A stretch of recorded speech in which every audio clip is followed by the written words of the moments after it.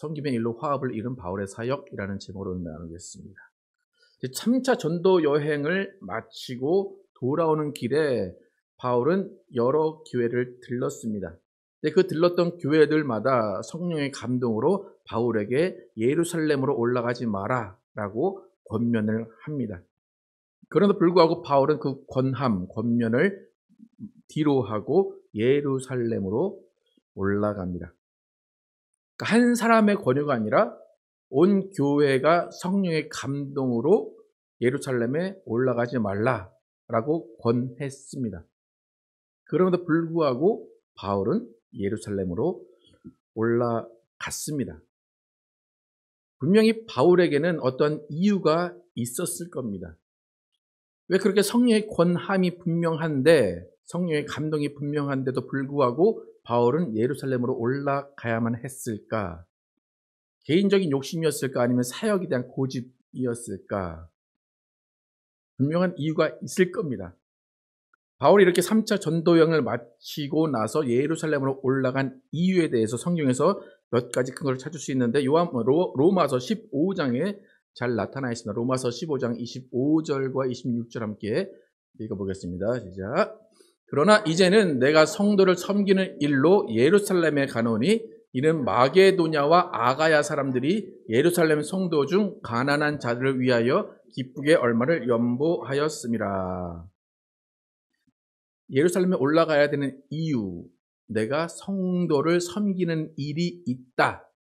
그런데 마게도냐와 아가야 사람들이 그 예루살렘의 가난한 자들, 성도 중에 가난한 자들을 위해서 얼마를 연보했다. 그래서 그거를 전해 주러 가야 된다라는 것이 첫 번째 예루살렘에 올라가는 목적입니다.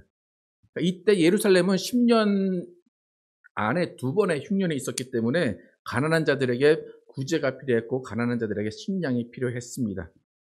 그런데 사실 이방인 교회도 그렇게 넉넉한 교회들이 아니었습니다.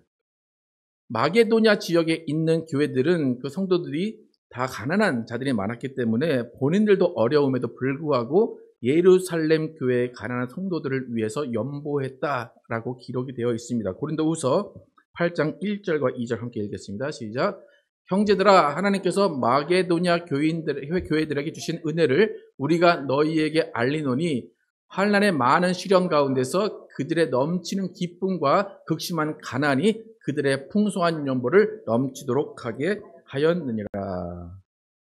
일반적으로 내가 가난하면 누구를 돕는 일이 힘든데, 그럼에도 불구하고 이 마게도냐 사람들은 그들이 극심한 가난 중에도 풍성한 연보를 넘치도록 했다라고 바울이 증거를 합니다.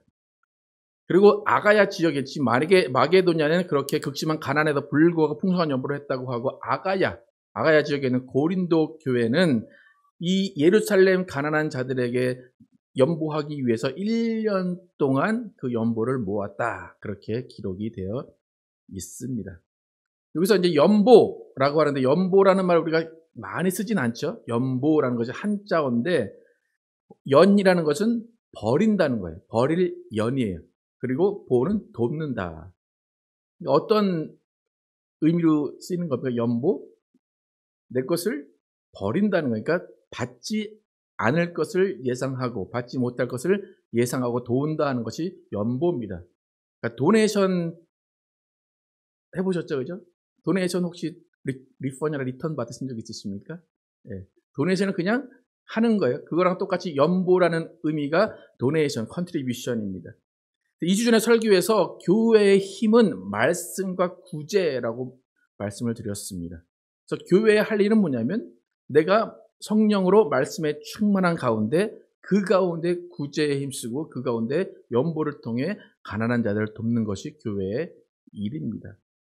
만약 교회가 행사가 너무 많고 건물을 유지하는 데 돈이 많이 들어서 구제하는 데 힘쓰지 못한다면 그것은 교회의 일을 감당하지 못하는 겁니다. 바울은 지금 자신이 그 연보, 마게도냐와 아가야에 있는 교회들이 힘써서 모은 그 연보를 예루살렘에 전해 줘야 하기 때문에 나는 성령의 감동으로 인한 권유에도 불구하고 나는 예루살렘으로 가야 한다 라고 고집을 부리면서 예루살렘으로 지금 들어옵니다. 여러분, 연보라는 것을 우리가 생각할 때 바울이 그 연보를 가지고 예루살렘의 교회를 간 일에 대해서 어떻게 정의했냐면 섬기는 일이다, 그렇게 정의를 합니다. 그러니까 내가 그들을 도와주러 간다, 그들에게 긍휼을 베풀러 간다, 물질을 전달하러 간다, 그것이 아니라 나는 예루살렘 성도들을 섬기러 간다, 그렇게 정의를 합니다. 그러니까 우리가 누구를 도운다라는 것은 우리의 것을 나누어 주는 것이고 우리의 것을 베푸는 것이지만 그 일은 섬기는 일에 속합니다. 그래서 우리는 누구를 섬긴다라고 할 때 나보다 높은, 지위가 높은 사람을 섬기는 것이 섬기는 것입니까? 나보다 낮은 사람을 섬기는 것이 섬기는 것입니까? 보통 의미가 보통 나보다 높은 사람을 섬길 때 섬긴다라고 합니다. 그러나 성경의 섬김은 그렇지가 않습니다. 예수님은 이 땅에 무슨 일을 하라고 오셨다고 예수님이 직접 말씀하셨습니다. 나는 섬김을 받으려 하며 오히려 섬기려 함이라. 예수님의 이 땅에 오심은 섬기는 일을 위해서 이 땅에 오셨습니다. 그렇기 때문에 하나님은 섬기는 자들의 물질과 섬기는 자들의 시간과 섬기는 자들의 봉사를 잊지 않으십니다. 그리고 더욱 넘치게 하시는 분이십니다. 여러분, 우리가 이제 한 번이라도 들어봤을 만한 성경 구절 중에 인색함으로나 억지로 하지 마라, 들어보셨죠? 그죠? 또 하나님은 즐겨내는 자를 사랑하신다라는 말 들어보셨죠? 이 두 구절이 지금 이 연보에 관한 구절입니다. 그러니까 바울이 마게도냐 사람들에게 연보에 대해 설명할 때 하나님은 즐겨내는 자를 사랑하신다, 그리고 인색함이라 억지로 하지 마라 라고 할 때 이 연보에 대해서 설명할 때 했던 말입니다.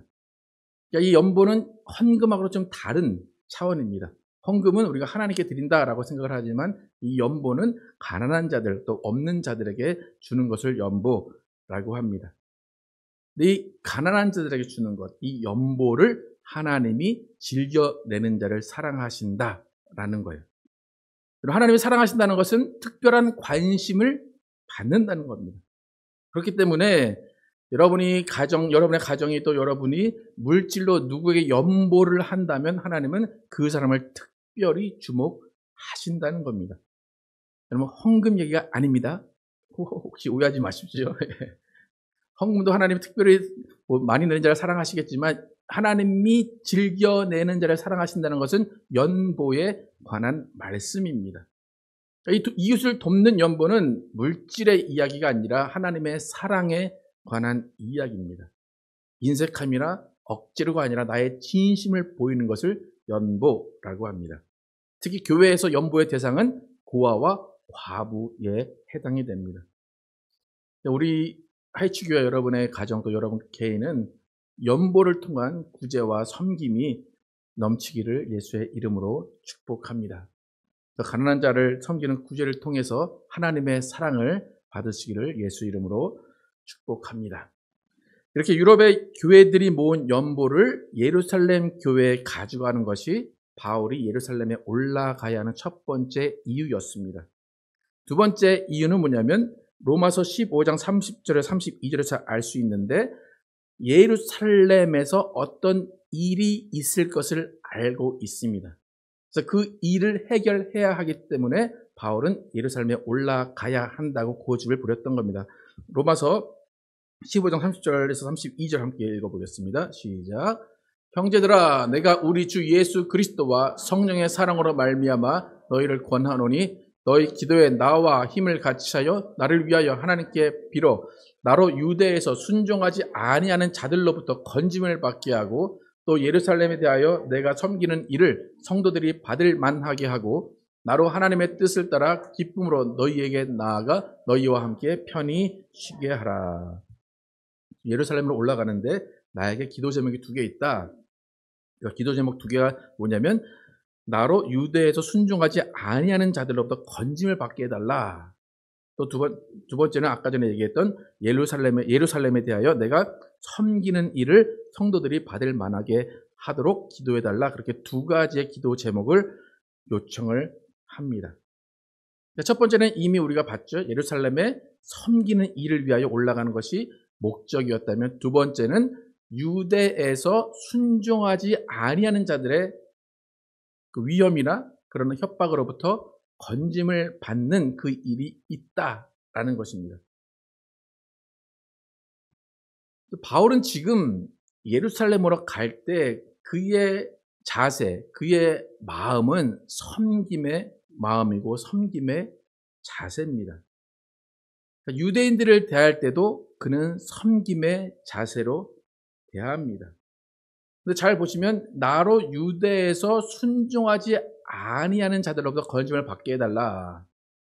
어떤 자들이 있다는 겁니까? 유대에 순종하지 아니하는 자들이 있다. 그래서 영어 성경에 보면 순종하지 아니하는 자들에 대한 해석을 어떻게 하냐면 unbelievers라고 얘기합니다. 그러니까 unbelievers는 유대인이지만 아직 예수를 믿지 않는 자들.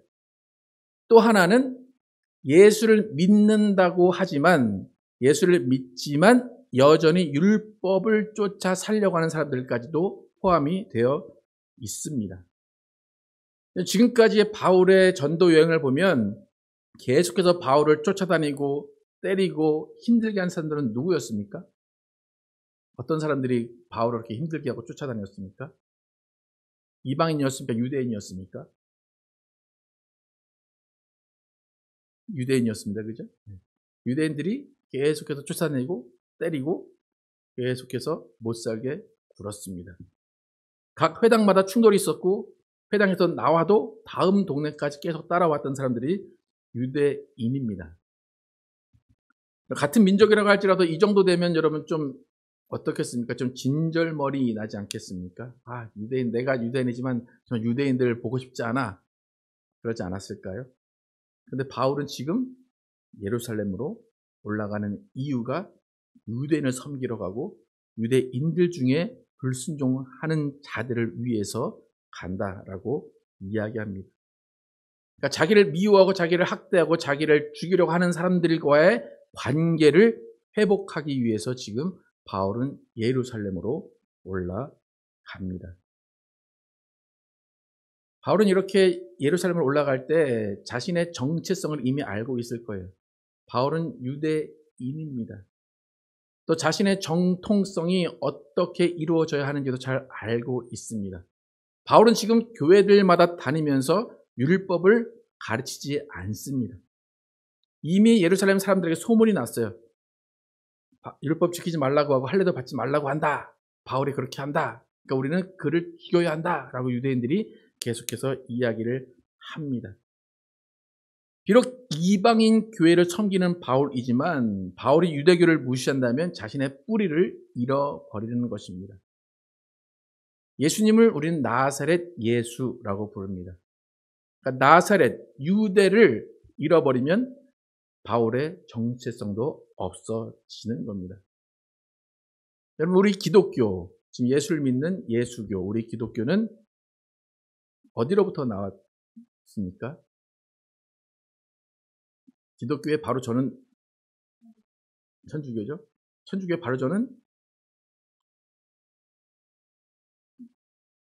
유대교죠. 네. 그 우리의 뿌리도 어디 있을까요? 유대교에 있죠. 네. 그런데 우리는 지금 유대교 여러분 아십니까? 율법 하나라도 지키고 있습니까? 율법을 지키지 않아도 괜찮은 것이 우리 기독교입니다. 그렇다면 바울이 기독교의 어떻게 창시자라고까지 얘기하는데 바울도 유대교를 끊어도 상관없습니다. 예수님으로부터 어떤 핍박을, 예수님으로부터 어떤 심판을 받을 것도 아니고 예수님이 그를 뭐라고 할 것도 아닙니다. 근데 바울은 굳이 어떻게 보면 자기를 죽이려고 하는 사람들 속으로 들어가고 있는 겁니다. 왜 그렇게 바울이 예루살렘으로 들어가려고 했을까? 성령의 감동에 인한 권유도 만류하고 왜 들어가려고 했을까? 오늘 본문 읽었지만 오늘 본문에서 예루살렘에 있는 바울의 모습은 정말 초라한 모습입니다. 이방 교회를 세운 든든한 개척자의 모습이 아니라 한없이 나약한 모습의 바울입니다. 또 꼭두각시 인형처럼 조종하는 대로 움직이는 바울입니다. 바울은 유대교회에 가면 사도의 대접도 받지 못합니다. 사도들이 많이 있는데 그 중에 사도의 축에도 끼지 못합니다. 오히려 유대교의 변절자로 낙인이 찍혀 있습니다. 왜 바울은 그럼에도 불구하고 예루살렘으로 갈 수밖에 없었을까? 그리고 오늘 다시 한번 읽어볼 텐데 바울이 예루살렘에 가서 어떤 일을 당했는지, 어떤 일을 할 수밖에 없었는지 다시 한번 본문을 다시 한번 읽어보겠습니다. 18절부터 24절까지 한번 읽어보겠습니다. 시작. 그 이튿날 바울이 우리와 함께 야고보에게로 들어가니 장로들도 다 있더라. 바울이 문안하고 하나님이 자기의 사역으로 말미암아 이방 가운데서 하신 일을 낱낱이 말하니 그들이 듣고 하나님께 영광을 돌리고 바울더러 이르되 형제여 그대도 보는 바에 유대인 중에 믿는 자 수만 명이 있으니 다 율법의 열성을 가진 자라. 내가 이방에 있는 모든 유대인을 가르치되 모세를 배반하고 아들들에게 할 일을 행하지 말고 또 관습을 지키지 말라 한 다음을 그들이 들었도다. 그러면 어찌할꼬 그들이 필요한 그대가 온 것을 들으리니 우리가 말하는 대로 이대로 하라. 선한 네 사람이 우리에게 있으니 그들을 데리고 함께 결례를 행하고 그들을 위하여 비용을 내어 머리를 깎게 하라. 그러면 모든 사람이 그것에 대하여 들은 것이 사실이 아니고 그대도 율법을 지켜 행하는 줄로 알 것이라. 지금 예루살렘에 4, 5년 만에 갔습니다. 그리고 가서 이제 하룻밤 잔 다음에 그 다음에 성전에 들어가서 야고보를 만나고 장로들을 만납니다. 그리고 지금까지 이런 일을 이렇게 했습니다. 사역 보고를 하고 나서 바로 20절 잠깐 돌려주실까요? 20절 보시면 그들이 듣고 하나님께 영광을 돌리고 바로 뭐라고 합니까? 바울더러 이르되 형제여 그대도 보는 바에 유대인 중에 믿는 자 수만 명이 있으니 다 율법의 열성을 가진 자라. 그동안 수고했습니다. 그런 이야기가 아니라 야 너 잠깐 일로 와봐. 너 지금 해결할 문제가 있어. 지금 우리가 급히 해결할 문제가 있어라고 문제부터 이야기를 합니다. 여러분 3, 4년 만에 고생하다가 집에 딱 들어갔는데 누구로부터 돈도 받아서 전해주려고 돈도 들고 왔는데 여름에 집에 딱 들어갔더니 야 너 참 잘왔다. 우리 집에 밀린 빨래가 지금 빨래 좀 해라. 그럼 어떻습니까? 정 뚝 떨어지지 않겠습니까? 내가 이러려고 왔나? 네. 바울이 그런 상태입니다. 수고하라고 이방인 교회 개척해가지고 예수 전하고 왔더니 너 잘해서 일로 와. 근데 지금 네가 해야 될 일이 따로 있다. 그렇게 이야기를 합니다. 구체적으로 어떤 일을 시켰습니까? 몇 년 만에 본 사람한테 일면식도 없는 그 몇 사람 데려다가 머리 깎아주고 돈도 주고 그들이 결례를 행하게 해라. 그들이 예식을 행할 수 있도록 네가 도와줘라. 이게 뭐냐? 율법을 지키게 하라는 거예요. 근데 너도 같이 지켜라. 그겁니다. 그러니까 이방인들 왜 죽을 힘을 다해서 왔는데 따뜻한 한마디도 없이 너 율법 지켜라. 그 이야기를 합니다. 근데 바울은 아무 말 없이 그대로 다 합니다. 26절 함께 읽겠습니다. 바울이 이 사람들을 데리고 이튿날 그들과 함께 결례를 행하고 성전에 들어가서 각 사람을 위하여 제사 드릴 때까지 결례 기간이 만기된 것을 신고하니라. 하라는 대로 다 합니다. 아무 말 하지 않습니다. 대꾸도 하지 않습니다. 왜 이런 거 시키냐? 나 율법 더 이상 필요 없다. 그런 얘기도 하지 않습니다. 왜 이런 대접을 받으면서 왜 이런 고난을 자초하고 있을까요? 바울은 왜 이렇게 바보 같은 행동을 하고 있을까요? 성령의 감동으로 인한 권유를 만류하고 예루살렘에 들어왔어요. 그럼 바울도 어떠한 성령의 감동이 있었다는 겁니다. 근데 바울이 가진 성령의 감동, 그것은 교회를 하나 되게 하는 겁니다. 성령의 역사하심은 갈라지는 것이 아니라 유대교 너희 끝났어. 율법 끝났어. 그게 아니라 비록 율법은 이미 예수님이 다 이루셨지만 그래도 그들이 지키고자 한다면 교회는 지속돼야 하기 때문에 그들이 율법을 지키라고 하면 나도 지키겠다라는 것이 바울의 생각이고 행동입니다. 이방인 교회는 율법 없이도 하나가 됩니다. 그러나 유대인 교회는 율법 없이는 하나가 될 수 없습니다. 바울 자신만 생각한다면 율법을 지키지 않아도 되고 그 결례를 행하지 않아도 되고 머리를 깎는데 돈을 주지 않아도 됩니다. 하지만 바울은 자신을 생각한 것이 아니라 교회를 생각했습니다. 그럼 바울의 이런 모습, 바울의 신앙이 바뀐 건가요? 바울의 확고한 신학이 바뀐 걸까요? 바울의 철학이 바뀐 걸까요? 어떻게 평가하십니까? 이러면 안 되는 겁니까? 이방 교회 율법 지키지 말라 했으면 자기는 와서 율법을 지키는 그런 모습, 이율배반적인 모습입니까? 여러분들, 우리는 내 자존심이나 나의 확고한 철학이나 나만의 순수한 신앙 때문에 조화를 이루지 못할 때가 있습니다. 특히 신앙과 신학이 결부되어 있는 문제에서는 정말 목숨 걸고 싸울 기세로 달려들 때가 있습니다. 여러분, 바울은 오직 복음, 오직 예수라는 신학을 세운 사람입니다. 그런 자가 5년, 6년 동안 계속해서 그런 복음을 전하던 자가 다시 율법으로 돌아가고 있습니다. 여러분, 이 모습이 어떤 모습인가요? 불의와 타협하는 모습인가요? 자신의 믿음의 정절을 버린 모습인가요? 그것이 아니라 이 모습이 바로 섬김의 모습입니다. 우리 신앙은 대쪽 같아야 되고 확고해야 됩니다. 하지만 교회가 하나 되는 일, 교회가 화합해야 되는 일이 있다면 정말로 우리의 신앙과 우리의 신학이 때로는 꺾여질 때도 있다는 겁니다.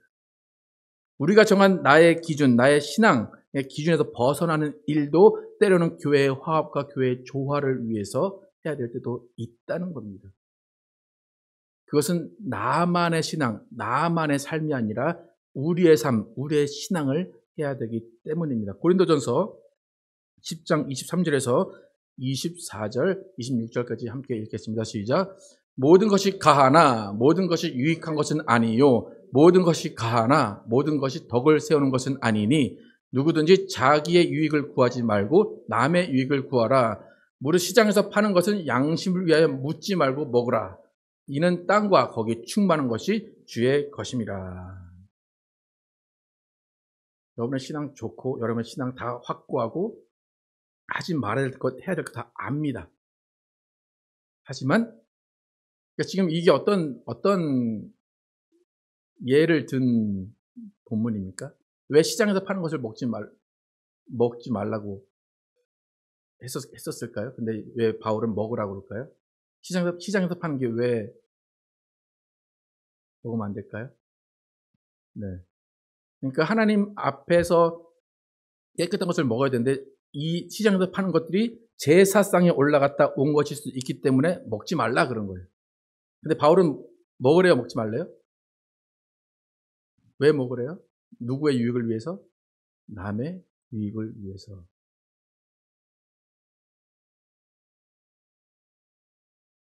신앙의 정절에 관한 문제일 수도 있습니다.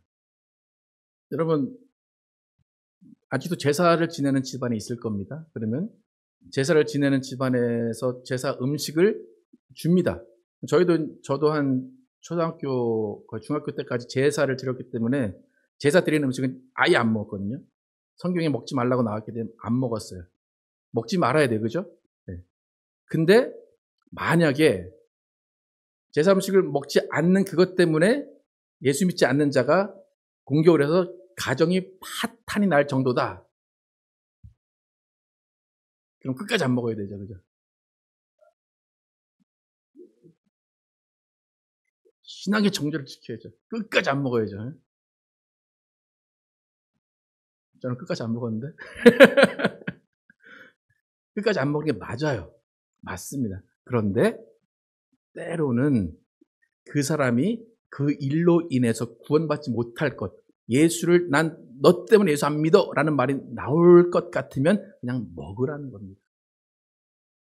남의 유익을 위해서 먹으라는 겁니다. 고린도전서 10장 31절에서 33절 이렇게 읽겠습니다. 시작. 그런즉 너희가 먹든지 마시든지 무엇을 하든지 다 하나님의 영광을 위하여 하라.